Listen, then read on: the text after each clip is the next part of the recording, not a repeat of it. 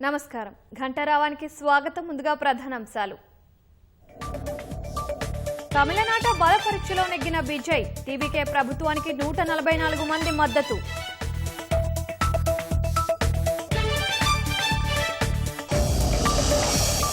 హైదరాబాద్ రద్దీ ప్రాంతాల్లో బండి భగీరథ్ పోస్టర్లు. పోక్సో కేసులో నిందితుడు కనిపించడం లేదంటూ ప్రకటన.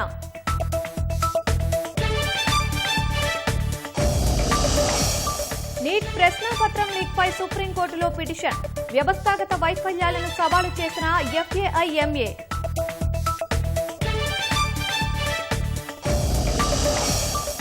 కాన్వాయ్లో వాహనాల సంఖ్యను తగ్గించుకున్న ప్రధాని. పొదుపు మంత్రాన్ని ఆచరిస్తూ మోదీ అడుగులు.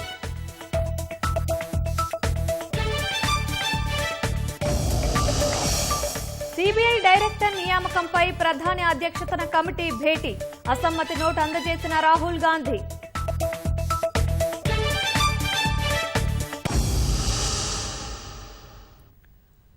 తమిళనాడులో నూతనంగా కొలువుదీరిన విజయ్ నేతృత్వంలోని టీవీకే ప్రభుత్వం బలపరీక్షలో నెగ్గింది. విజయ్కు అనుకూలంగా 144 ఓట్లు పడగా వ్యతిరేకంగా 22 ఓట్లు వచ్చాయి. 5గురు తటస్థంగా ఉన్నారు.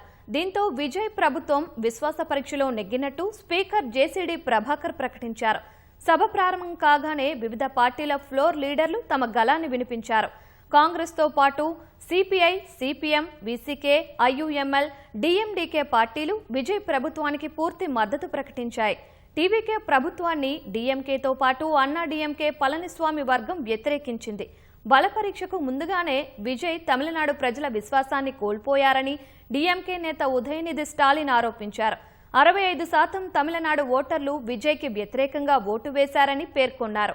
ఈ క్రమంలోనే ఓటింగ్కు దూరంగా ఉంటామని చెబుతూ 59 మంది ఎమ్మెల్యేలు ఉన్న డీఎంకే వాకౌట్ చేసింది.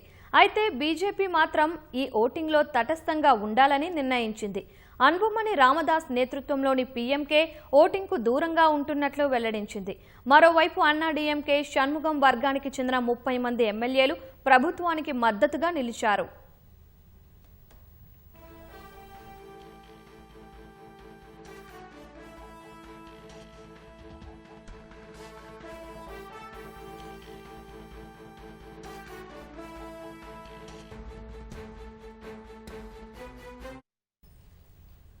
మే 13వ తేదీలోగా మెజారిటీ నిరూపించుకోవాలని గవర్నర్ రాజేంద్ర ఆర్లేకర్ ఆదేశించిన నేపథ్యంలో ఇవాళ ఫ్లోర్ టెస్టు నిర్వహించారు. బల పరీక్షపై తీర్మానాన్ని సీఎం విజయ్ ప్రవేశపెట్టారు. ముందుగా మాట్లాడిన కాంగ్రెస్ సభ్యులు తాము విజయ్కు మద్దతు ఇస్తున్నట్టు ప్రకటించారు. బాధ్యతలు చేపట్టిన తరువాత విజయ్ తీసుకున్న తొలి 3 నిర్ణయాలపై హర్షం వ్యక్తం చేశారు. ఆ తర్వాత వామపక్షాలు మద్దతు ప్రకటించాయి. సీఎం విజయ్ ప్రమాణ స్వీకారానికి ముందు గవర్నర్ ఆర్లేకర్ పలుమార్లు తిరస్కరించిన తీరుపై సిపిఎం అభ్యంతరం వ్యక్తం చేసింది. తమిళనాడులో గవర్నర్ రూల్ను అడ్డుకోవాలనే అభిప్రాయాన్ని వ్యక్తం చేసింది. కేంద్ర ప్రభుత్వం తమిళనాడు హక్కులను కాలరాస్తోందని సిపిఐ ఆరోపించింది. విజయ్ 5 ఏళ్ల పాటు కొనసాగాలని వీసీకే ఆశాభావం వ్యక్తం చేసింది. అయితే ఓఎస్డీగా జ్యోతిష్యుడిని విజయ్ నియమించడంపై అభ్యంతరం వ్యక్తం చేసింది. విజ్ఞాన శాస్త్రానికి సీఎం అధిక ప్రాధాన్యం ఇవ్వాలని సూచించింది. ఐయుఎంఎల్ విజయ్కు మద్దతు ప్రకటించింది.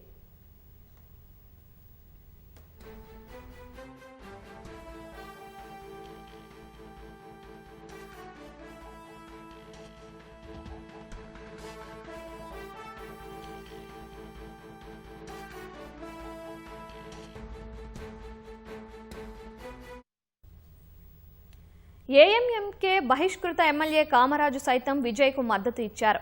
ఒక్క ఎమ్మెల్యే ఉన్న డీఎండీకే సైతం విజయ్కు మద్దతు తెలిపింది. విద్యా సంస్థలు, ఆధ్యాత్మిక క్షేత్రాల వద్ద ఉన్న 717 మద్యం దుకాణాల మూసివేత నిర్ణయంపై హర్షం వ్యక్తం చేసింది. అయితే ఓఎస్డీ అంశంలో అభ్యంతరం వ్యక్తం చేసింది. జ్యోతిష్యుడిని ఓఎస్డీగా నియమించడం అనేది యువతకు తప్పుడు సంకేతం పంపుతుందని పేర్కొంది.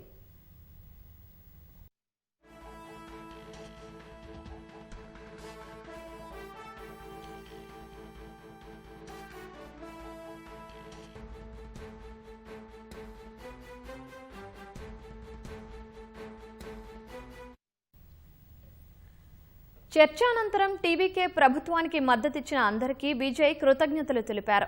తమ ప్రభుత్వం పూర్తి 5 ఏళ్ల కాలం పాలిస్తుందని విజయ్ ధీమా వ్యక్తం చేశారు.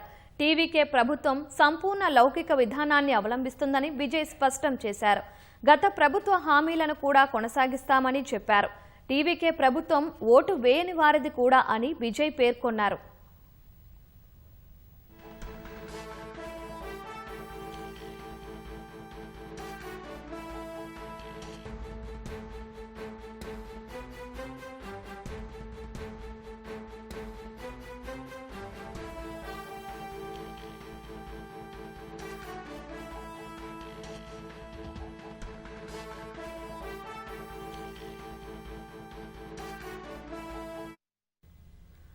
తమిళనాడు అసెంబ్లీలో మ్యాజిక్ మార్క్ 118 సీట్లు కాగా విజయ్కు అనుకూలంగా 144 మంది ఎమ్మెల్యేలు ఓటు వేశారు.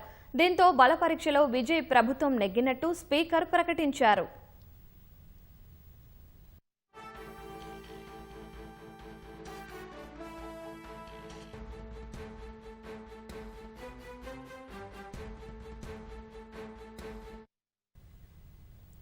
ప్రధాని నరేంద్ర మోదీ మాటల్లోనే కాదు చేతల్లోనూ పొదుపును పాటిస్తూ దేశ ప్రజలకు ఆదర్శంగా నిలుస్తున్నారు. చమురు వినియోగాన్ని తగ్గించాలని ఇటీవల ప్రజలకు విజ్ఞప్తి చేసిన మోదీ ఇప్పుడు తన సొంత కాన్వాయ్ పరిమాణాన్ని భారీగా తగ్గించుకున్నారు. ఇటీవల గుజరాత్, అసోం పర్యటనల సమయంలో తక్కువ వాహనాలతోనే పర్యటించారు. ఎస్పీజీ నిబంధనల ప్రకారం అత్యవసరమైన భద్రతా వాహనాలను మాత్రమే ఉంచి మిగిలిన అదనపు వాహనాలను తొలగించారు. కొత్తగా కొనుగోలు చేయకుండానే అందుబాటులో ఉన్న ఎలక్ట్రిక్ వాహనాలను తన కాన్వాయ్లో చేర్చాలని ప్రధాని అధికారులను ఆదేశించారు. పశ్చిమాసియా సంక్షోభం దృష్ట్యా విదేశీ మారక నిల్వలను కాపాడేందుకు ఇంధన వినియోగాన్ని తగ్గించాలని ఆదివారం ప్రధాని పిలుపునిచ్చారు. ఈ క్రమంలోనే ఆయన తన భద్రతలో భాగంగా ఉండే వాహనాల సంఖ్యను తగ్గించాలని నిర్ణయించారు.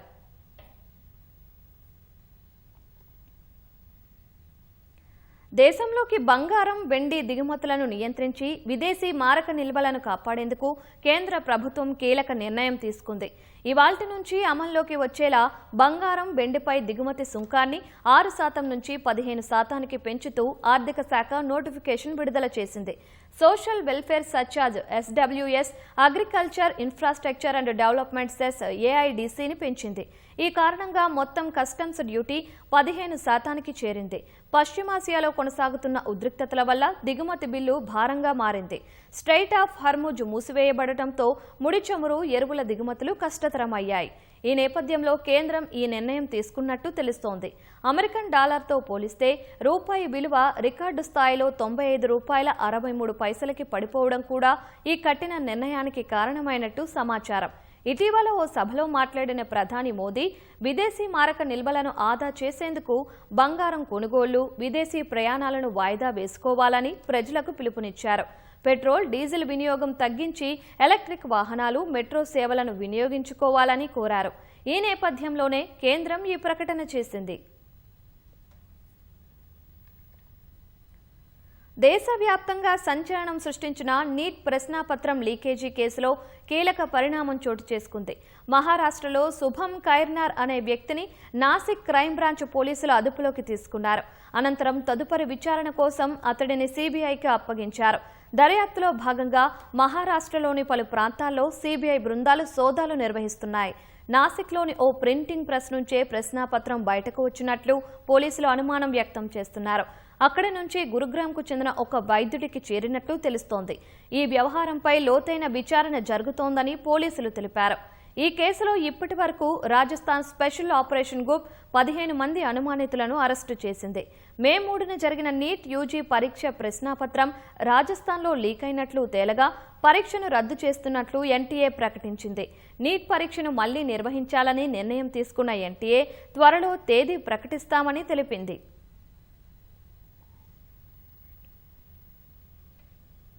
కేంద్ర హోంశాఖ సహాయ మంత్రి బండి సంజయ్ కుమారుడు బండి సాయి భగీరథ్పై నమోదైన పోక్సో కేసులో నిందితుడు ఈ రోజు విచారణకు హాజరు కావాల్సి ఉంది.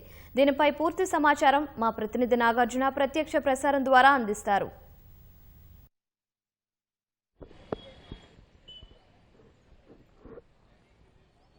కేంద్ర మంత్రి బండి సంజయ్ కుమారుడు బండి భగీరథపై నమోదైనటువంటి పోక్సో కేసులో ఈరోజు ఆయన విచారణకు హాజరు కావాల్సి ఉంది. నిన్న పోలీసులు పేట్ బషీరాబాద్ పోలీసులు ఆయనకి కరీంనగర్లో ఇంట్లో ఆయనకి మేనమామకి నోటీసులు అందజేశారు. ఆయన అందుబాటులో లేకపోవడంతో ఆయన మేనమామకి వంశీకృష్ణకి నోటీసులు అందజేశారు. సో ఈరోజు ఏ విధంగా ఎట్టి పరిస్థితుల్లో విచారణకు హాజరు కావాలని, ఒకవేళ విచారణ హాజరు కాకపోతే చర్యలు చట్టప్రకారం తీసుకుంటామని చెప్పేసి ఆ నోటీసులో వాళ్ళు పేర్కొనడం జరిగింది. అయితే నిన్న ఆల్రెడీ కేసు నమోదైనప్పుడు పెట్టినటువంటి సెక్షన్తో పాటుగా మరొక దాన్ని చేంజ్ చేసి సెక్షన్ ఆల్టర్ చేశారు. సెక్షన్ పోక్సోలో ఉన్నటువంటి సెక్షన్ 5(1) రెడ్ విత్ 6 అనేటువంటి సెక్షన్ చేశారు. గరిష్టంగా ఈ కేసు 20 ఏళ్ల పాటు శిక్ష పడే అవకాశం ఉంది.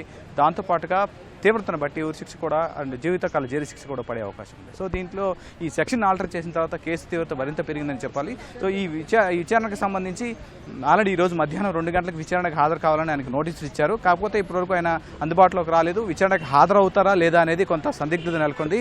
సో పేట్ బషీరాబాద్ పోలీస్ స్టేషన్ పరిధిలో అయితే ఒకవైపు మహిళా సంఘాలు, ఇతర సంఘాలు వచ్చి ఇక్కడ ఆందోళన చేపట్టాయి. కొద్దిసేపటి క్రితం FTU, ఇతర POW మహిళా సంఘాలు వచ్చి ఇక్కడ ఆందోళన చేపట్టాయి. సో వీళ్ళంతా కూడా కేంద్ర మంత్రి హోదాలో ఉండి ఇటువంటి వాళ్ళకి కొమ్ము కాస్తున్నట్టు పోలీసుల మీద ఆరోపణలు చేస్తూ వీళ్ళు ఆందోళన చేపట్టారు. కొంతమంది ఆందోళన చేసినటువంటి సుమారు 10 మందిని పోలీసులు అరెస్ట్ చేసి పోలీస్ స్టేషన్కి తరలించారు. ఇక్కడ పేట్ బషీరాబాద్ పరిసర ప్రాంతాల్లో మరికొన్ని పోలీస్ స్టేషన్లకు వాళ్ళందరూ కూడా తరలించడం జరిగింది. సో దాంతోపాటుగా ఆందోళన జరిగే అవకాశం ఉందని చెప్పేసి అదనంగా పోలీసు బలగాలను, ఇతర పోలీసులకు స్థానాలకు సంబంధించిన పోలీసులను ఇక్కడికి బందోబస్తు ఏర్పాటు చేశారు. మరోవైపు ఈ కేసులో ఇప్పటి వరకు బాధితురాలి స్టేట్మెంట్ని ఆల్రెడీ రికార్డ్ చేశారు. మొదట కేసు నమోదైన తర్వాత రికార్డ్ చేసినటువంటి స్టేట్మెంట్లో కొన్ని అంశాలను ఇంకా సేకరించాల్సి ఉందని నిన్న నేరుగా డీసీపీ, ఈ కేసు పర్యవేక్షణ అధికారిగా ఉన్నటువంటి డీసీపీ కూకట్పల్లి రీతరాజ్ కూడా ప్రత్యేకంగా ఆమె స్వయంగా వెళ్ళి స్టేట్మెంట్ కూడా రికార్డు చేయడం జరిగింది. ఆ స్టేట్మెంట్ రికార్డ్ చేసిన అనంతరం ఇక్కడ ఈ కేసు ఐఓగా ఉన్నటువంటి పేట్ బషీరాబాద్ ఇన్స్పెక్టర్ ఏసీపీలతోటి ప్రత్యేకంగా సమావేశమై ఈ కేసు సెక్షన్లను ఆల్టర్ చేశారు. దీని మీద వెంటనే ఒక టీం వెళ్ళి కరీంనగర్లో ఆయనకు నోటీసులు ఇవ్వడం జరిగింది. సో ఈ కేసుకు సంబంధించి ఆల్రెడీ ఒకవైపు పోలీసులు దర్యాప్తు చేస్తున్నప్పుడు మరోవైపు రాజకీయంగా తీవ్ర దుమారం రేగుతోంది. బండి సంజయ్ మీద, ఇతర మీద ఆరోపణలు చేస్తున్నారు. సో వెంటనే అతను అరెస్ట్ చేయాలని చెప్పేసి పలు పార్టీల నేతలందరూ కూడా ఆందోళన చేపట్టారు. సో ఈ ఆందోళన నడుమ ఈరోజు అతని విచారణ చాలా కీలకమైంది. ఆల్రెడీ ఆయన హైకోర్టులో పిటిషన్ దాఖలు చేశారు. ఈ కేసులో యాంటిసిపేటరీ బెయిల్ కోసం ఆయన ప్రయత్నం చేస్తున్నారు. రేపు అది విచారణకు వచ్చే అవకాశం మనకు కనిపిస్తోంది. అయితే ఈరోజు విచారణకు సంబంధించి కొంత మనకి వదులుతున్న సమాచారం, ఆయన విచారణకు హాజరవ్వరనే సమాచారం ఉంటుంది. దీని మీద ఎటువంటి స్పష్టత లేదు. హాజరు మినహాయింపు కూడా పోలీసుని ఇప్పటివరకు కూడా ఆయన అడిగినట్టు ఎటువంటి దాఖలాలు లేవు. పోలీసుల నుంచి కూడా మనకు ఎలాంటి సమాచారం లేదు. సో ఇవన్నీ పరిణామాల మధ్య ఈరోజు అతను విచారణకు హాజరయ్యే అంశం చాలా సందిగ్ధంగా మారింది. విచారణకు హాజరైతే కనుక పెట్టినటువంటి సెక్షన్ల ప్రకారం అదుపులో తీసుకునే అవకాశం కూడా ఉంది. సో ఓవరాల్గా చూస్తే కనుక ఈరోజు విచారణకు సంబంధించి మధ్యాహ్నం 2 గంటల వరకు పోలీసులు చూడన్నారు. అనంతరం దానికి ఏదైనా అతను విచారణకు హాజరవుతారా, లేకపోతే అడ్వకేట్ ద్వారా ఏదైనా సమాధానం పంపిస్తారా, లేక గైర్హాజరవుతారా? సో దీన్ని బట్టి వాళ్ళు పోలీసులు తదుపరి చర్యలు తీసుకునే అవకాశం ఉంది. సో కేసులో దర్యాప్తు ఒకవైపు పర్యవేక్షణ అధికారిగా ఉన్నటువంటి డీసీపీ కూకట్పల్లి రితిరాజ్ కూడా ఎప్పటికప్పుడు ఈ కేసుకు సంబంధించిన అప్డేట్ చేస్తూనే ఉన్నారు ఉన్నతాధికారులకు. మరోవైపు బాధితురాలు స్టేట్మెంట్ రికార్డ్ చేయడం, ఆల్రెడీ ఒక టీం ఇక్కడ విచారణ కోసం ఉంటే మరొక టీం అంతా కూడా ఈ స్నేహితులు ఏదైతే ఆ ఫిర్యాదు కాపీలో, తల్లి ఇచ్చినటువంటి ఫిర్యాదు కాపీలో ఫామ్ హౌస్ కావచ్చు, బోల్డర్ హిల్స్లో కావచ్చు, బాలికపై చేసినటువంటి అనుచిత ప్రవర్తనకు సంబంధించినటువంటి అంశంలో ఆమె పేర్కొన్నారు. కాబట్టి ఆ అంశాలను క్రోడీకరించేందుకు అక్కడ ఆ రోజు సెల్ ఫోన్ సిగ్నల్ ఆధారంగా అక్కడ ఎవరెవరే ఉన్నారు, ఈ కేసులో సాంకేతిక ఎవిడెన్స్ సేకరించే పనిలో ఉన్నారు. కాబట్టి సో ఒకవైపు ఈ పోలీస్ స్టేషన్లో ఈ విచారణ, మరోవైపు మరొక టీము ఈ కేసుకు సంబంధించినటువంటి సాంకేతిక అంశాలు, CCTV ఫుటేజ్లు, CDR డేటాలన్నీ సేకరించే పనిలో ఉన్నారు. సో ఈ ఒకవైపు దర్యాప్తు, ఒకవైపు రాజకీయ ప్రకంపనల నడుమ ఈరోజు బండి భగీరథ్ విచారణ చాలా కీలకంగా మారింది. పేట్ బషీరాబాద్ పోలీస్ స్టేషన్ వద్ద మాత్రం పోలీసులు భారీగా బందోబస్తు ఏర్పాటు చేశారు. ఇది ఇక్కడ ఉన్నటువంటి తాజా పరిస్థితి. ఓటు. ధన్యవాదాలు నాగార్జున. హైదరాబాద్లోని పలు రద్దీ ప్రాంతాలైన మెట్రో పిల్లర్లు, బస్టాండ్లు, బహిరంగ గోడలపై కేంద్ర మంత్రి బండి సంజయ్ కుమారుడు బండి భగీరథ్ పరారీలో ఉన్నారని గోడ పత్రికలు వెలిశాయి. ఈ పోస్టర్లలో బండి భగీరథ్ ఫోటోను ముద్రించి అతనిపై పోక్సో చట్టం కింద కేసులు ఉన్నాయని పేర్కొన్నారు. కేంద్ర హోంశాఖ సహాయ మంత్రి కుమారుడు పోక్సో కేసులో నిందితుడు బండి భగీరథ్ కనిపించడం లేదన్నారు. ఆచూకీ తెలిసిన వారు వెంటనే సమీపంలోని పోలీస్ స్టేషన్లో సమాచారం అందించండి అంటూ ఆ గోడ పత్రికల్లో రాసి ఉంది.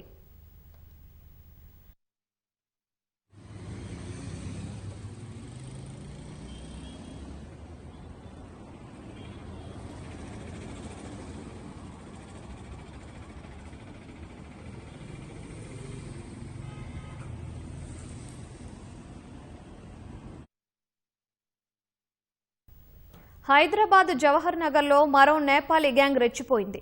గోల్ఫ్ ఎన్క్లేవ్ విశ్రాంత ప్రొఫెసర్ దంపతులను కట్టేసి మత్తుమందు ఇచ్చి 60 నుంచి 70 తులాల బంగారం, వెండి నగలు, 30,000 నగదు కాజేసి పరారయ్యారు. ఇంట్లో పుట్టినరోజు వేడుక జరుపుకుంటామని యజమానులను నమ్మించి చోరీకి ఒడిగట్టారు. హైదరాబాద్ శివారులోని జవహర్ నగర్ పిఎస్ పరిధి కౌకూర్లోని గోల్ఫ్ ఎన్క్లేవ్లో విశ్రాంత ప్రొఫెసర్ దంపతులు మురళీమోహన్, విజయలక్ష్మి నివాసముంటున్నారు. భీమ్ అనే నేపాలీ ఏజెంట్ ద్వారా నేపాలీ దంపతులు ఏప్రిల్ 24వ తేదీన వీరి ఇంట్లో పని మనుషులుగా చేరారు. తమ పుట్టినరోజు వేడుకను ఇంట్లో జరుపుకుంటామని యాజమానులను నమ్మించారు. ఈ క్రమంలోనే మరికొందరు నేపాలీ వ్యక్తులను వేడుకకు ఆహ్వానించారు.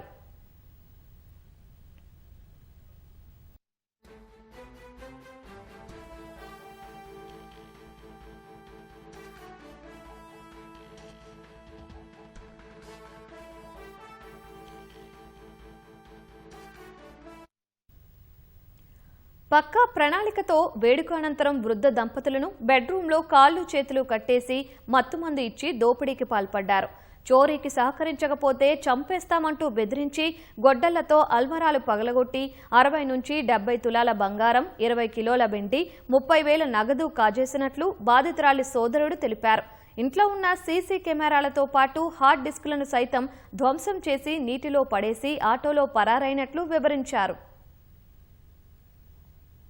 అయితే మొన్న నైట్ ఇంట్లో నేపాలీ మేడ్ సర్వెంట్ ఉండే వాళ్ళు 5-6 మంది వచ్చి నైట్ 8:30 నైట్లో వాళ్ళని అటాక్ చేసి మొత్తం కట్టేసి ఒక 75-80 తులాస్ గోల్డ్, ఒక 20 కేజీస్ సిల్వర్, 30,000 క్యాష్ వెహికల్తో పారిపోయారు.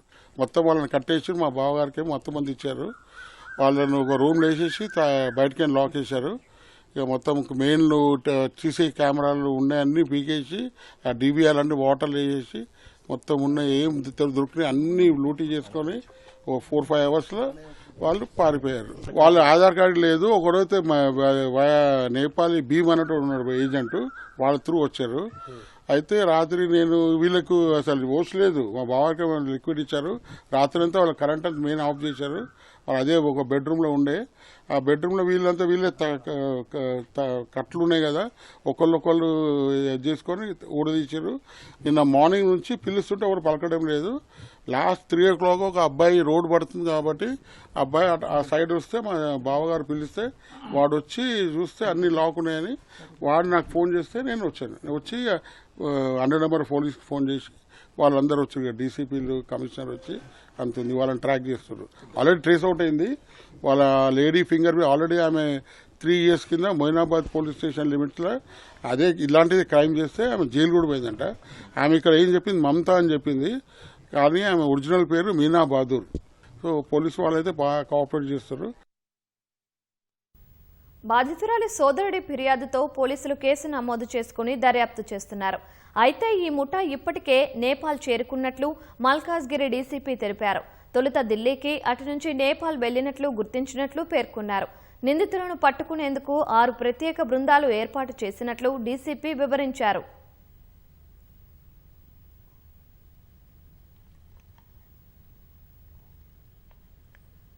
కరీంనగర్లోని నగల దుకాణంలో దోపిడీ కేసులో రోజుకో విషయం బయటపడుతోంది. ఈ దొంగతనానికి పాల్పడింది కరుడు కట్టిన సుబోధ్ గ్యాంగ్గా పోలీసులు అనుమానిస్తున్నారు. కేసులో ఇప్పటికే 2 నిందితులను అదుపులోకి తీసుకున్న పోలీసులు మిగిలిన 4 పట్టుకునేందుకు విస్తృత గాలింపులు చేపట్టారు. ఆధారాలు లేకుండా చేద్దామని నిందితులు పారేసిన ఫోనే పోలీసుల చేతికి చిక్కి వారి గుట్టు విప్పేలా కనిపిస్తోంది. ఈ నెల 3న పట్టపగలు కరీంనగర్లోని ఓ నగల దుకాణంలో దోపిడీ జరిగింది. దొంగలు 11 నిమిషాల్లో 1,05,00,000 విలువ చేసే బంగారు ఆభరణాలను దోచుకెళ్లారు. నిందితుడిని పట్టుకోవడం కోసం పోలీసులు ముమ్మరంగా గాలింపులు చేపడుతున్నారు. విచారణలో విస్తుపోయే విషయాలు బయటపడుతున్నాయి. ఆధారాలు లేకుండా చేద్దామని ధ్వంసం చేసిన ఫోనే పోలీసుల చేతికి చిక్కి వారి గుట్టు విప్పేలా కనిపిస్తోంది. బంగారాన్ని మాత్రమే దొంగిలించే బీహార్కు చెందిన సుబోధ్ ముఠానే దోపిడీకి పాల్పడినట్లు తెలుస్తోంది. ముఠాలోని కీలక సభ్యుడి ప్రణాళిక ప్రకారం ఈ దోపిడీ జరిగినట్లు అంచనా. జులాయి సినిమాలో బ్యాంకులో చోరీ కోసం దొంగలను ఒకరినొకరు తెలియని వారిని ఎంపిక చేసినట్లే ఈ ఘటనకు సంబంధించి కూడా చోరీలో భాగమైన దొంగలు ఎవరనేది చోరీ సందర్భంలో తప్ప అంతకుముందు పరిచయం ఉన్నవాళ్లు కారని సమాచారం. వేర్వేరు రాష్ట్రాలకు చెందిన వారిని తనకున్న పరిచయాలతో ఒక్కచోటుకు పిలిపించి రెక్కీ నిర్వహించి బంగారు ఆభరణాలు చోరీ చేసే విధంగా ప్రధాన నిందితుడు ప్రణాళిక రచించారని పోలీసులు విచారణలో గుర్తించారు.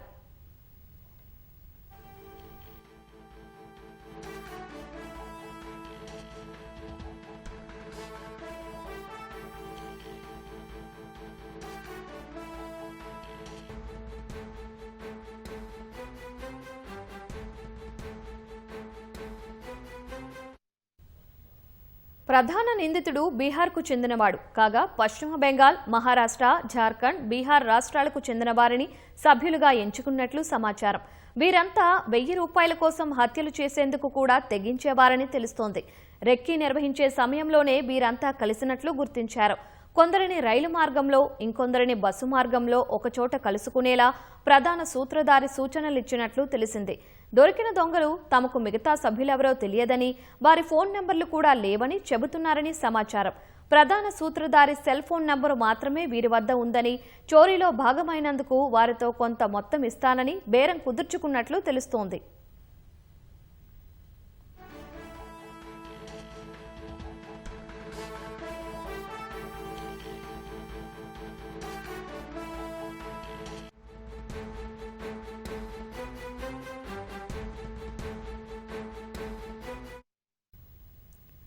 నిందితులను పట్టుకోవడంలో వారు వాడి పారేసిన ఓ ఫోన్ కీలకంగా మారినట్లు తెలుస్తోంది.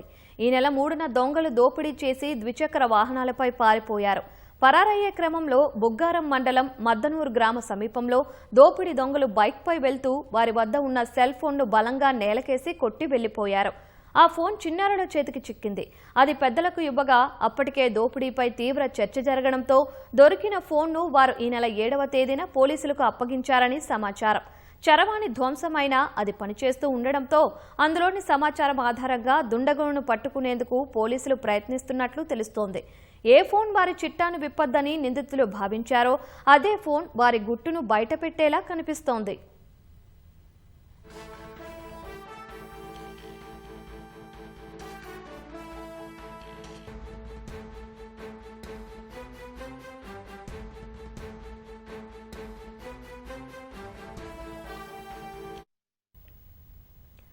దోపిడీ కేసును ప్రతిష్టాత్మకంగా తీసుకున్న పోలీసులు ముఠా సభ్యులను పట్టుకునే దిశగా దూకుడును పెంచుతున్నారు. 4-5 రోజుల్లో మిగతా సభ్యులను పట్టుకుంటామని ధీమా వ్యక్తం చేస్తున్నారు. కరీంనగర్ జిల్లా చిగురుమామిడి మండలం నవాబ్పేట గ్రామంలో ధాన్యం కొనుగోలు కేంద్రాన్ని మంత్రి పొన్నం ప్రభాకర్ పరిశీలించారు. వరి ధాన్యం కొనుగోలు వేగవంతం చేయాలని, రైతులకు ఇబ్బందులు లేకుండా చర్యలు తీసుకోవాలని, అలసత్వంగా వ్యవహరించవద్దని మంత్రి హెచ్చరించారు. ధాన్యం భారీగా వస్తూ ఉండడంతో గన్ని బ్యాగులకు ఇబ్బందులు లేకుండా చూసుకోవాలని, ప్రతి ఐకేపీ కేంద్రానికి కాంటా పూర్తయిన ధాన్యాన్ని లారీలో మిల్లులకు పంపించేలా చర్యలు తీసుకోవాలని సూచించారు. ఆకస్మిక వర్షం వస్తే ధాన్యం తడవకుండా టార్పాలిన్ అందుబాటులో ఉంచుకోవాలన్నారు. ధాన్యం రవాణా తరలింపునకు ఇబ్బందులు లేకుండా ప్రత్యేకంగా మోటార్ వెహికల్ ఇన్స్పెక్టర్ని నియమించామని తెలిపారు. ఎండల్లో హమాలీలు జాగ్రత్త చర్యలు తీసుకోవాలని సూచించారు. పంచాయతీ సెక్రటరీ, ఏఈఓ, గ్రామ ధాన్యం కొనుగోలు కమిటీ సమన్వయం చేసుకుంటూ పని వేగవంతం జరిగేలా చూడాలని ఆదేశించారు. నల్గొండ జిల్లా మిర్యాలగూడలోని రైస్ మిల్లుల్లో జరుగుతున్న ధాన్యం దిగుమతుల ప్రక్రియను జిల్లా కలెక్టర్ చంద్రశేఖర్, ఎస్పీ శరత్ చంద్ర ఆకస్మికంగా తనిఖీ చేశారు. ప్రభుత్వ ధాన్యం దిగుమతుల్లో జరుగుతున్న జాప్యం, మిల్లర్ల తీరుపై కలెక్టర్ ఆగ్రహం వ్యక్తం చేశారు. ప్రైవేటు ధాన్యం దిగుమతుల వల్లనే ప్రభుత్వ ధాన్యం లారీలు మిల్లుల వద్ద గంటల తరబడి వేచి ఉండాల్సి వస్తోందని ఆయన గుర్తించారు. నిబంధనలు అతిక్రమించిన మిల్లర్లపై కఠిన చర్యలు తీసుకుంటామని హెచ్చరించారు. జిల్లాలో వరకు 4,15,000 మెట్రిక్ టన్నుల ధాన్యం అనేది కొనుగోలు చేయడం జరిగింది. ఇంకా 2,60,000 మెట్రిక్ టన్నుల ధాన్యం అనేది మనకి వివిధ సెంటర్స్లో ఉందని చెప్పి అంచనా వేయడం జరుగుతుంది. ఇక్కడ అన్లోడింగ్ డిలే అయ్యే కొద్దీ మనకు లారీస్ యొక్క రొటేషన్ అనేది సెంటర్స్లో మనకు ఇబ్బందికరమైన పరిస్థితి ఏర్పడుతుంది. కాబట్టి లారీ రొటేషన్ ఎంత వీలైతే అంత చేయాలని చెప్పి మేము ఈ సందర్భంగా ప్రయత్నం చేస్తున్నాము. 61 రైస్ మిల్స్ ఉన్నాయి. ప్రతి ఒక్క మిల్లు పాయింట్ దగ్గర ఒక ఆఫీసర్ని, సీనియర్ ఆఫీసర్ని పెడుతున్నాము. అట్లాగే ఎవ్రీ 5-6 రైస్ మిల్స్ కూడా ఒక తహసీల్దార్ని ఆఫీస్ ఇన్ఛార్జ్గా పెట్టి ఇక్కడ మొత్తం అంతా అన్లోడింగ్ అనేది వితిన్ 12 అవర్స్కి మించకుండా అన్లోడింగ్ చేసి తిరిగి సెంటర్కి వెళ్ళే విధంగా ఒక ప్లాన్ ఆఫ్ యాక్షన్ అనేది రూపొందించడం జరుగుతుంది. రైతులందరూ కూడా ఎవరు కూడా మనకు కొనుగోలు జరగట్లేదని చెప్పేసి బాధపడాల్సిన అవసరం లేదు. కొనుగోలు వేగవంతం చేయడానికి ప్రభుత్వం కూడా అన్ని రకాలైన ఆదేశాలు జారీ చేశారు.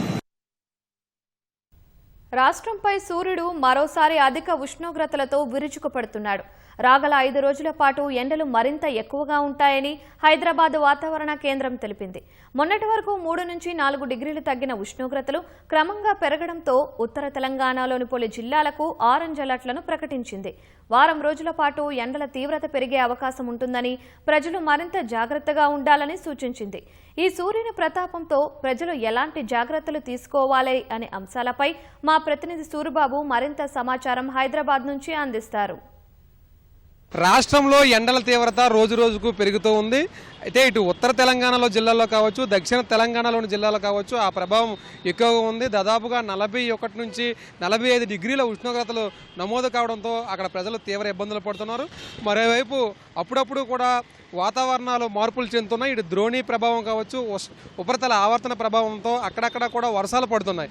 ఈ ప్రభావంతో జిల్లాల్లో ఇప్పటికే పండిన పంట అంతా కూడా కళ్ళాల్లో ఉండడంతో ఒకేసారి ఉష్ణోగ్రతలు మారిపోవడంతో అక్కడ రైతులు తీవ్ర ఇబ్బందులు పడుతున్నారు. అలాగే ఈ వేసవి కాలంలో ప్రజలు ప్రధానంగా ప్రయాణించేటప్పుడు ఎలాంటి జాగ్రత్తలు తీసుకోవాలి, ఆహార నియమాలు ఏం పాటించాలి, అసలు డాక్టర్లు ఏమంటున్నారు అనే విషయాలను వారి మాటల్లోనే అడిగి తెలుసుకుందాం. రాష్ట్రంలో ఉష్ణోగ్రతలు రోజు రోజుకు పెరుగుతున్నాయి. ఎండల తీవ్రతతో ప్రజలు కూడా ప్రయాణాలు చేసేందుకు కూడా భయపడుతున్నారు. అయితే ఈ ఎండల తీవ్రత వలన ప్రజలు ఎలాంటి జాగ్రత్తలు తీసుకోవాలి అనే విషయాలను మనతో మాట్లాడేందుకు డాక్టర్ ఒక్కాల రాజేష్ గారు ఉన్నారు. సార్ చెప్పండి సార్, ఎండలు పెరుగుతున్నాయి, ప్రజలు ఎలాంటి జాగ్రత్తలు తీసుకుంటే బాగుంటుంది సార్? సో వాస్తవానికి చాలా తీవ్రంగా ఎండ తాకిడి ఉంటుంది. దానివల్ల చాలామంది ప్రజలు ఎఫెక్ట్ అవుతున్నారు. మా ఎమర్జెన్సీల్లో కూడా చాలామంది పేషెంట్లు రావడం జరుగుతుంది. తగు జాగ్రత్తలు తీసుకోకుండా అనవసరంగా ఈ హీట్కి ఎక్స్పోజ్ అవ్వడం అనేది జరుగుతుంది. పర్టికులర్గా ఎక్స్ట్రీమ్స్ ఆఫ్ ఏజ్, చిన్నపిల్లలు కానివ్వండి, వృద్ధులు కానివ్వండి, ఇక్కడ ఎఫెక్ట్ తీవ్రంగా ఉంటుంది. 10 గంటల నుంచే మనకి చర్మం మాడిపోయే విధంగా ఎండ ఉంటుంది. మనందరం అనుభవిస్తూనే ఉన్నాం. అది తరచుగా నేను చెప్పదలుచుకుంది ఏంటంటే, వీలైనంత మటుకు అట్లాంటి ప్రభావం అంటే తీవ్రత ఎండ ఉండే టైంలో మీరు బయటకు పోవడం అవాయిడ్ చేయండి. వీలైన చోట నీడలో ఉండేటట్టు చేయండి. తప్పనిసరిగా బయటికి వెళ్లాల్సిన పరిస్థితులు ఉన్నప్పుడు కొన్ని జాగ్రత్తలు, నియమాలు పాటించాలి. వాటిల్లో ముఖ్యంగా హెడ్ కవర్ చేసుకునేటట్టు ఒక హ్యాట్ కానీ అంబ్రెల్లా కానీ పెట్టుకోండి. దుస్తులు ఈ మధ్యకాలంలో వచ్చిన మోడర్న్ దుస్తుల్లో కాటన్ అనేది లోపిస్తుంది. కాటన్ దుస్తులు వేసుకొని ఫ్రీగా ఉండాలి, లూజ్గా, అంటే ఎయిర్ సర్క్యులేషన్ శరీరానికి అయ్యే విధంగా వేసుకోవడం. లైట్ కలర్ దుస్తులు, ప్రిఫరబుల్లీ వైట్ కలర్ దుస్తులు వేసుకోవడం. తప్పనిసరిగా మనం క్యారీ చేయాల్సింది ఒక వాటర్ బాటిల్. సో ఇలాంటి జాగ్రత్తలు తీసుకొని వీలైనంత త్వరగా మన పని ముగించుకొని మళ్ళీ ఇంటికి ఆర్ నీడకి వచ్చేయడం అనేది ముఖ్యం. ఈ సమ్మర్లో ఎలాంటి ఆహారపు అలవాట్లు ఉంటే వాళ్ళ శరీరానికి మేలు చేకూరే అవకాశం ఉంటుంది సార్? ఈ మధ్యకాలంలో వాస్తవానికి హెల్త్ ఎఫెక్ట్స్గా గమనిస్తే న్యాచురల్గా వచ్చే ఫుడ్స్ అన్నీ అవాయిడ్ చేయడం జరుగుతుంది. సో ప్రాసెస్డ్ ఫుడ్ అవాయిడ్ చేయండి. ఆయిలీ, స్పైసీ, ఫ్రైడ్ ఇలాంటి ఫుడ్స్ తీసుకోవద్దు. పర్టికులర్గా సమ్మర్లో న్యాచురలీ అవైలబుల్ చాలామందికి కనిపించేది తర్బూజా, కొబ్బరి నీళ్ళు ఫ్రీక్వెంట్గా కనిపిస్తున్నాయి. సో అలాంటివి యూటిలైజ్ చేసుకోండి. డెఫినెట్గా డీహైడ్రేషన్ గురి కాకుండా, ముఖ్యంగా ఎలక్ట్రోలైట్ డిస్టర్బెన్స్ రాకుండా మనం నివారించుకోవచ్చు. ఎవరికైతే డయాబెటీస్, ఎందుకంటే డయాబెటిక్ పాపులేషన్ ఎక్కువ ఉంది కాబట్టి వీళ్ళు ఈ తీపి పానీయాలు తీసుకున్నప్పుడు జాగ్రత్త వహించాలి. అధికంగా వీటిని తీసుకోవద్దు. రీజనబుల్ అమౌంట్స్ తీసుకున్నందువల్ల షుగర్ మీద ఎక్కువగా ఒత్తిడి అయితే ఉండదు. ఎండలు కూడా 45-46 డిగ్రీలు ఉష్ణోగ్రతలు నమోదవుతున్నాయి సార్. ఏదైనా అత్యవసర పరిస్థితుల్లో కళ్ళు చెమర్చినట్లు వాళ్ళకి కొంత ఇంటిమేషన్ వచ్చేటప్పుడు వాళ్ళు ఎలాంటి జాగ్రత్తలు తీసుకోవాలంటారు సార్? ఇది చాలా ఇంపార్టెంట్ క్వశ్చన్ అండి. ఇక్కడ ఏంటంటే బాడీ ఒక వార్నింగ్ అనేది ఇస్తుంది. హీట్కి ఎక్స్పోజ్ అవ్వగానే మనకు తెలియపరిచేది ఏంటంటే అధికంగా చెమట పట్టడం, చేత కాకపోవడం, కండరాలు పట్టుగా అంటే క్రాంప్స్ అంటాం అది రావడం, తర్వాత కళ్ళు తిరగడం, హెడేక్ అనిపించడం, ఇవన్నీ కూడా లక్షణాలు ఏంటంటే బాడీ హీట్కి ఎక్స్పోజ్ అయినందువల్ల హీట్ ఎగ్జాస్ట్కి గురవుతుంది. ఇక్కడ బ్రెయిన్ ఫంక్షన్ నార్మల్గా ఉంటుంది. మనకు తెలియవరుస్తుంది ఇది ప్రాబ్లం వస్తుందని. వెంటనే నివారణ చర్యలు తీసుకోవాలి.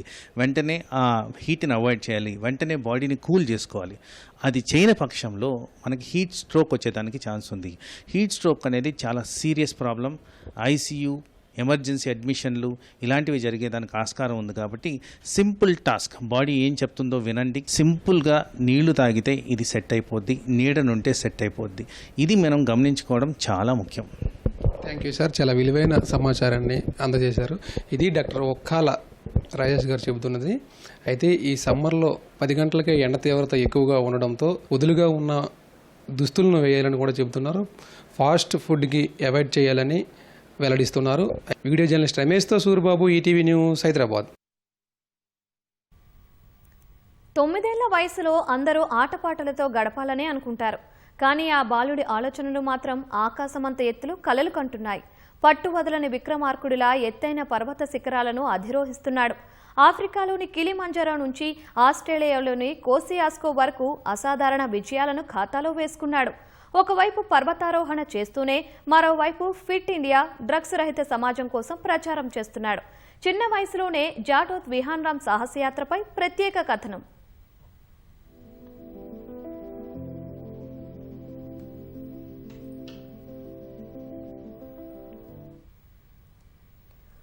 పర్వతాలతో దోస్తీ చేస్తున్న ఈ చిన్నోడి పేరు జాటోత్ విహాన్రామ్. చిన్నప్పటి నుంచి ప్రకృతి, పర్వతాలు అంటే ఇష్టం. అందుకే వాటితోనే స్నేహం చేస్తున్నాడు. విహాన్ తండ్రి జాటోత్ తిరుపతి నాయక్, ఎక్సైజ్ శాఖలో కానిస్టేబుల్. తల్లి వాణి ఉపాధ్యాయురాలు. సిద్దిపేట జిల్లా ధూళిమిట్ట మండలం హనుమతాండాకు చెందిన వీరు వృత్తిరీత్యా మంచిర్యాలలో స్థిరపడడంతో విహాన్రామ్ అక్కడే 5వ తరగతి పూర్తి చేశాడు. పర్వతారోహణపై ఆసక్తి చూపడంతో తల్లిదండ్రులు విహాన్కి ప్రత్యేకంగా శిక్షణ ఇప్పించారు.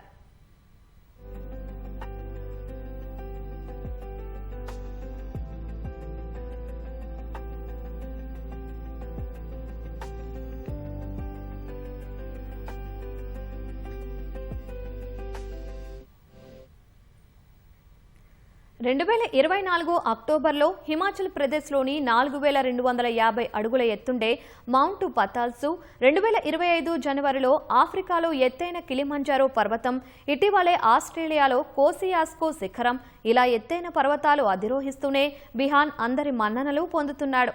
అంతేకాకుండా say no to drugs, fit ఇండియాను ప్రచారం చేస్తూ పర్వతయాత్ర సాగిస్తున్నాడు. ఎత్తుకు వెళ్లే కొద్దీ పరిస్థితులు చాలా కఠినంగా ఉంటాయని, వాటన్నింటినీ అధిరోహించేందుకు తల్లిదండ్రులు చెప్పే ధైర్యమే తన బలమని చెబుతున్నాడు. సక్సెస్ఫుల్లీగా మౌంట్ పతాల్స్ హిమాచల్ ప్రదేశ్లో ఎక్కాను. మౌంట్ కోసియాస్కో ఆస్ట్రేలియాలో ఎక్కాను. మౌంట్ కిలిమంజారో టాంజానియా ఆఫ్రికాలో ఎక్కాను. మా పేరెంట్స్ కూడా సపోర్ట్ ఇస్తున్నారు, కోచ్ కూడా సపోర్ట్ ఇస్తున్నారు. నెక్స్ట్ ఎక్కేది మౌంట్ ఎవరెస్ట్ నేపాల్లో. పైకి ఎక్కుతుంటే ఆక్సిజన్ అందది. కొంతమందికి వామిటింగ్స్ లెక్క మౌంటైన్ సిక్నెస్ అయినట్టు అవుతుంది. రోజుకి ఎర్లీ మార్నింగ్ వాకింగ్ చేస్తా, సైక్లింగ్, జాగింగ్, యోగా అసంటి చేస్తా. ఐఏఎస్ అవ్వాలని అనుకుంటున్నా. వయసుని పక్కన పెట్టి భవిష్యత్తులో 7 సమ్మిట్స్ పూర్తి చేస్తానని చెప్తున్న విహాన్ ఇప్పటికే అంతర్జాతీయ పర్వతారోహకుడిగా పేరు సంపాదించుకున్నాడు. చిన్న వయసులోనే India book of records, international book of రికార్డ్స్లో చోటు దక్కించుకున్నాడు. కాగా రాష్ట్ర మాజీ గవర్నర్ జిష్ణుదేవ్ వర్మ, కేంద్ర, రాష్ట్ర మంత్రులు, డీజీపీ సహా పలువురు ప్రశంసలు అందుకున్నాడు. బాబు ఇంత ప్రత్యేకమైనటువంటి గుర్తింపును తెచ్చినందుకు తల్లిదండ్రులుగా మేము చాలా సంతోషిస్తున్నాము. చిన్నప్పటి నుంచి క్రమశిక్షణ, పట్టుదల ఇవన్నీ చూసి అరే మన యొక్క బాబులో ఎంతో ప్రతిభ అనేటువంటి దాగి ఉన్నదని మేము చిన్నప్పుడే గుర్తించి ఈ యొక్క పర్వతారోహణకు మేము ప్రోత్సహిస్తున్నాము. ముఖ్యంగా మా అబ్బాయికి కంగ్రాచులేషన్ చెప్పాలి అండ్ థ్యాంక్ యూ కూడా చెప్పాలి. ఎందుకంటే మా ఫ్యామిలీకి ఇది ఎంతో గర్వకారణమైన రోజు. మన గౌరవ ముఖ్యమంత్రి వర్యులు డ్రగ్స్ని రాష్ట్రం నుండి తరిమేయాలి, డ్రగ్స్ రహిత రాష్ట్రంగా మార్చాలనేది ఒక దృఢ సంకల్పం ఉంది. కాబట్టి సే నో టు డ్రగ్స్ అనే మెసేజ్ని యువతకి అండ్ స్టూడెంట్స్కి ఈజీగా రీచ్ కావాలంటే సంథింగ్ ఏదో ఆలోచన నుండి పుట్టుకొచ్చిందే ఇది సే నో టు డ్రగ్స్ మోటోని మేము మౌంటైనరింగ్లో మోటోగా తీసుకోవడం జరిగింది. డ్రగ్స్కి దూరంగా ఉండండి, విద్యకి దగ్గర అవ్వండి అనే కాన్సెప్ట్ తోటి ఈ మౌంటైనరింగ్ చేయించడం జరుగుతుందండి. త్వరలో 7 సమ్మిట్స్ పూర్తి చేసి ప్రధానమంత్రి రాష్ట్రీయ బాల పురస్కార్ అవార్డు సాధించడమే లక్ష్యమని చెప్తున్నాడు విహాన్. అనుకుంటే ఏదైనా సాధించవచ్చని, ఎంతటి కష్టాన్నైనా ఇష్టంగా గెలవచ్చని నిరూపిస్తున్నాడు. మహబూబ్ నగర్లో ట్రాఫిక్ తిప్పలు తప్పడం లేదు. ట్రాఫిక్ సిగ్నళ్ల కోసం లైట్లు ఏర్పాటు చేసి 3 ఏళ్లు గడుస్తున్నా విద్యుత్ కనెక్షన్ ఇవ్వకపోవడంతో అలంకారప్రాయంగా మారాయి. సిగ్నళ్లు లేకపోవడంతో ర్యాష్ డ్రైవింగ్, అతివేగం వల్ల ప్రమాదాలు జరిగి ప్రాణాలు కోల్పోతున్నారు. ఇష్టారీతన వస్తున్న వాహనాలతో ప్రజలు రోడ్డు దాటాలంటే వణికిపోతున్నారు.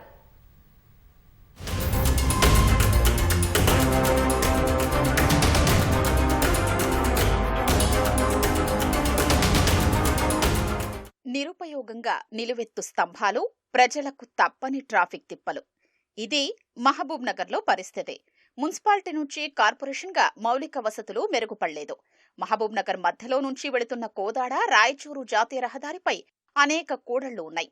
మెట్టుగూడ నుంచి 1 టౌన్ పోలీస్ స్టేషన్ వరకు ఏ కూడలిలోనూ ట్రాఫిక్ సిగ్నల్ వ్యవస్థ లేదు. నియంత్రణ వ్యవస్థలు లేకపోవడంతో వాహనదారులు ఇష్టారీతన వెళుతూ గందరగోళం సృష్టిస్తున్నారు. అతివేగం, ర్యాష్ డ్రైవింగ్ వంటి వాటితో ఎక్కడో చోట ప్రమాదాలు జరుగుతూనే ఉన్నాయి. క్రమపద్ధతి లేకుండా వస్తున్న వాహనాలతో రోడ్డు దాటాలంటే పాదచారులు భయపడుతున్నారు.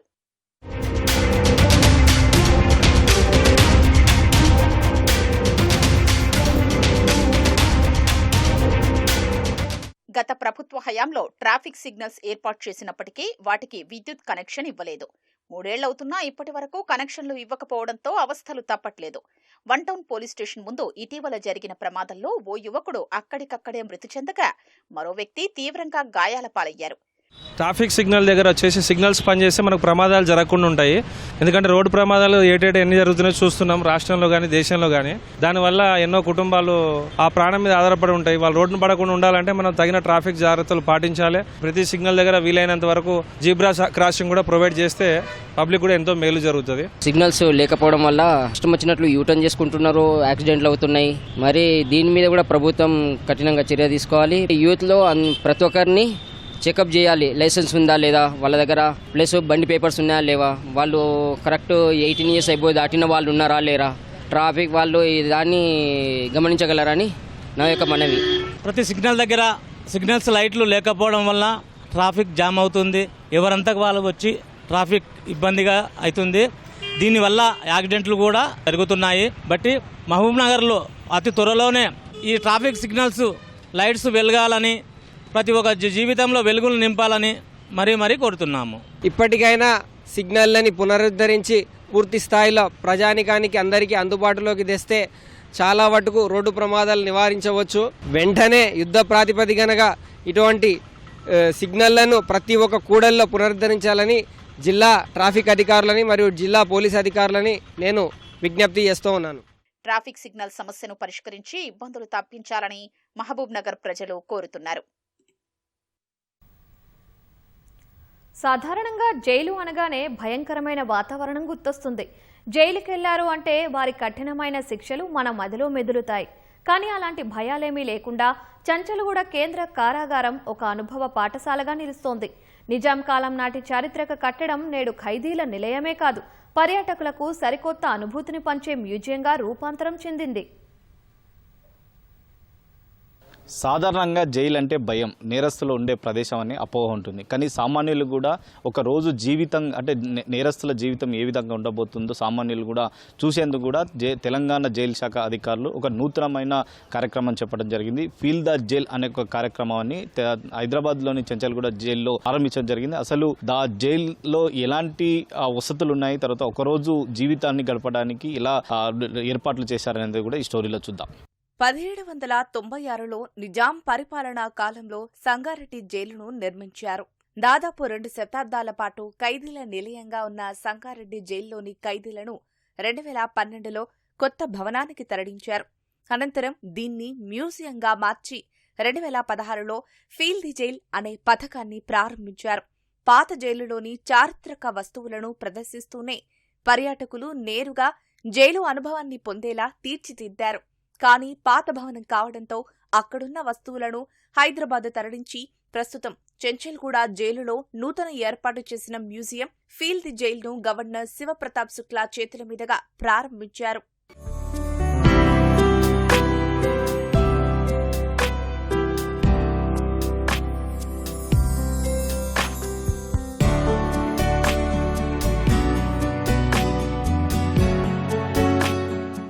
తెలంగాణ జైలు అధికారులు ఏర్పాటు చేసిన ఫీల్డ్ జైల్లో మొత్తం 4 బార్కెట్లకు సంబంధించి కూడా ఏర్పాటు చేయడం జరిగింది. సాధారణంగా ఒక మనిషికి జీవితానికి ఏవైతే అవసరం ఉంటుందో ఒక రోజుకి వాటర్ కానీ, తర్వాత ఫుడ్ కానీ, బెడ్షీట్తో పాటు బెడ్తో పాటు తర్వాత వాష్రూమ్ సంబంధించి కూడా ఒక ప్రత్యేకంగా ఏర్పాటు చేయడం జరిగింది. ఇదే విధంగా మొత్తం 3 జైలు అయితే 3 గదులను అయితే ఏర్పాటు చేయడం జరిగింది. దాంట్లో 2 సాధారణంగా ఏర్పాటు చేశారు. తర్వాత 3వదికి సంబంధించి కూడా హై సెక్యూరిటీతో పాటు అంటే ఉగ్రవాదులు కానీ తర్వాత ఇంకా ఇతర సంఘ విద్రోహులకు సంబంధించి కూడా ఎవరైతే నిందితులు ఉంటారో ఆ తరహాలో కూడా జైలు అనుభవించే దానికి కూడా ప్రత్యేకంగా సెల్ అయితే ఏర్పాటు చేయడం జరిగింది. స్మార్ట్ ఫోన్లు, సామాజిక మాధ్యమాల మోజులో పడి మనిషి తనను తాను మర్చిపోతున్న ఈ రోజుల్లో చెంచల్గూడ జైలు మ్యూజియం అద్భుతమైన డిజిటల్ డీటాక్స్ కేంద్రాన్ని తలపిస్తోంది. ఇక్కడ గడిపే సమయం మనిషికి గ్యాడ్జెట్ల ప్రపంచం నుంచి విముక్తి కలిగించి ఏకాంతంలో తనను తాను సమీక్షించుకునేలా చేస్తుందని జైలు అధికారులు తెలిపారు. ఒకరోజు జైలు శిక్ష అనుభవించాలనుకునే వారి కోసం చెంచల్గూడ జైల్లో ప్రత్యేక ఏర్పాట్లను చేశారు. సందర్శకులు కేవలం మ్యూజియం చూడటమే కాకుండా ఖైదీలు ధరించే తెల్లటి ఖాదీ దుస్తులను ధరించవచ్చు. ఖైదీలకు అందించే అల్యూమినియం పళ్లెంలో వారు తినే సాధారణ భోజనాన్ని రుచి చూడవచ్చు. కటకటాల వెనుక ఉండే నిశ్శబ్దాన్ని, ఏకాంతాన్ని అనుభవిస్తూ గడపవచ్చని జైలు అధికారులు వెల్లడించారు. మీరు గమనిస్తారు, చెంచల్గూడ జైలు దగ్గర వచ్చినప్పుడు జైలు ఇది not pleasant place, avoid crime, avoid jail అనే పాయింట్ ఉంటుంది. బట్ ఇప్పుడు మీరు ఫీల్డ్ జైలు అనుభవంకి వచ్చిన తర్వాత ఫస్ట్ రాగానే మీకు సంబంధించిన బిలాంగింగ్స్, మీకు సంబంధించిన క్లాతింగ్, బెడ్డింగ్, ప్రాపర్టీ మొత్తం తీసేసుకొని జైలు సంబంధించిన బెడ్డింగ్, క్లాతింగ్ అంతా ఇచ్చేస్తాం. అందులో మొట్టమొదటి తీసుకోవాల్సింది ఫోన్. సో మీరు మా దగ్గర 12 hours 24 hours ఉన్నప్పుడు ఫోన్ తీసేసుకుంటాము, మా జైలు సంబంధించిన డ్రెస్ ఇస్తాం. అది ఇచ్చిన తర్వాత మీకు అప్పుడు అర్థమవుతుంది ఎంత ఫ్రీడమ్ లాస్ అయినాము అంటే. ఒక రకమైన ఫీల్ స్టార్ట్ అవుతుంది, సొసైటీలో నాకు ముద్ర పడుతుందనే ఫీలింగ్ వస్తుంది. జైలుకి వచ్చిన తర్వాత ఎవరిని ఖాళీ కూర్చోబెట్టాం, ఎందుకంటే రిగరస్ పనిష్మెంట్, కఠిన కారాగార శిక్షణ తర్వాత జైలుకి వచ్చినాక పని చేయాలి. ఇప్పుడు ఊరికే సెల్లో కూర్చోబెట్టడం కాదు, సెల్లో కూర్చోవడం కాకుండా లోపలికి వచ్చిన తర్వాత అతనికి ఏ స్కిల్ డెవలప్ చేయాలా ఆ పాయింట్ కూడా ఇక్కడ మేము టేకప్ చేస్తున్నాం. సో లోపల కూడా ఏమొస్తుంటే మీకు ఒకేషనల్ వాళ్ళు మేము కార్పెంటరీ వర్క్ నేర్పిస్తాము, వీవింగ్ నేర్పిస్తాము, టైలరింగ్ నేర్పిస్తాము, ఎంబ్రాయిడరీ నేర్పిస్తాము, బయట కొంచెం కల్టివేషన్ సంబంధించిన పనులు చేపిస్తాము, క్లీనింగ్ చేపిస్తాము. సో నార్మల్ జైలు వస్తే ఏవైతే పనులు చేస్తామో అన్నీ కూడా చేపిస్తాం. కొందరిని హై సెక్యూరిటీలో పెట్టడం కోసం ఎన్ని ప్రికాషన్ తీసుకుంటాం. ఇది ఒక గేట్ వస్తుంది, 2వ గేటు, 3వ గేటు, 4వ గేటు, 5వ గేట్ వస్తుంది, అవసరం వస్తే ఇంకో 6వ గేట్ వస్తుంది. సో ఈ విధంగా సెగ్రిగేషన్ ఉంటుంది. చెంచల్గూడ జైలు మ్యూజియంలో నిజాం కాలం నాటి బేడీలు, ఆయుధాలు, పాత రికార్డులతో పాటు ప్రపంచ ప్రసిద్ధ జైళ్ల ఛాయా చిత్రాలు ప్రదర్శనలో ఉంచారు. క్రమశిక్షణతో కూడిన జీవితం ఎలా ఉంటుందో స్వయంగా అనుభవించాలనుకునేవారు చెంచల్గూడ జైలు మ్యూజియాన్ని సందర్శించవచ్చు. జైలుకి వస్తే గడిపే జీవితాన్ని అన్నీ కూడా ఈ మ్యూజియం ద్వారా కూడా తెలుసుకునే అవకాశం ఎక్కువగా ఉంటుంది. కాబట్టి ఎవరు కూడా నేరాలు చేయకుండా జైలుకి రాకుండా ఉండడానికి కూడా ఇలాంటి మ్యూజియాలు కూడా పనికొస్తాయని చెప్పి కూడా అధికారులు స్పష్టం చేస్తున్నారు. కాబట్టి ఈ మ్యూజియాన్ని సందర్శించినట్లయితే ఇక్కడ యువత కానీ యువకులు కానీ ఎక్కువ మంది సందర్శించి వీటిలో ఖైదీ జీవితం అంటే లోపలికి వచ్చిన తర్వాత ఎలాంటి జీవితం గడపబోతున్నారో తర్వాత వాటిని చూసి ఆవేశంలో కానీ క్షణిక ఆవేశాలకు సంబంధించి కూడా నేరాలు చేయకుండా జాగ్రత్తలు ఉండాలని కూడా ఇలాంటి మ్యూజియాలు పనికొస్తాయని చెప్పి కూడా అధికారులు అయితే భావిస్తున్నారు. వీడియో జర్నలిస్ట్ చిరంజీవితో రమేష్, ఈటీవీ, హైదరాబాద్.